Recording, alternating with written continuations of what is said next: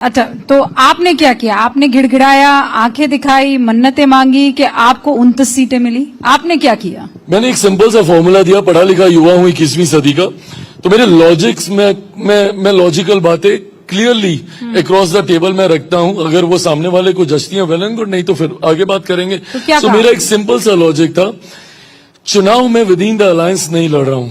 गठबंधन के भीतर आप कितनी सीटें पा रहे हैं, ये आपकी सीटें जीतने की काबिलियत को नहीं दर्शाता। इवेंचुअली चुनाव हम लोग को महागठबंधन से लड़ना है। हाँ। आज मैंने 29 सीटें पाली, किसी ने 101 पाली, किसी ने 6 पाली। ये काबिलियत नहीं है हम लोग की। अब हम लोग को जाके महागठबंधन से हम लोग को चुनाव जीतना है। कितने हमारे विधायक जीत कर विधानसभा में पहुंचते हैं, वो हम लोग की ताकत को दर्शाएगा। उसके लिए right from the day one I was very clear कि मैं खुद ही नहीं चाहता था कि मेरे प्रधानमंत्री की पार्टी कभी भी 100 सीटों से कम पे चुनाव लड़े। क्यों? क्योंकि सामने एक दल है जो कि उस वक्त 100-125 की बात हो रही थी, अब तो आई थिंक 143 और whatever odd seats they contesting on. 100 से नीचे मेरे प्रधानमंत्री की पार्टी ना लड़े।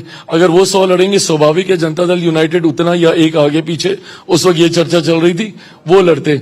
तो जब 100, 101, 102 इधर क्लियर हो ही गया था, so we were left with 40-42 odd seats.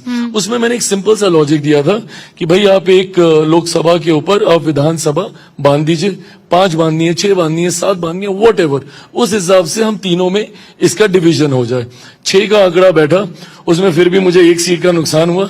6 पंजे 30 होता है, मेरे पास 29 आई, बट उसको मैंने खुशी खुशी स्वीकार इसलिए किया क्योंकि आज से ठीक 20 साल पहले मेरे नेता, मेरे पिता आदरणीय रामविलास पासवान जी को 29 विधायक उन्होंने जीत कर दिए थे।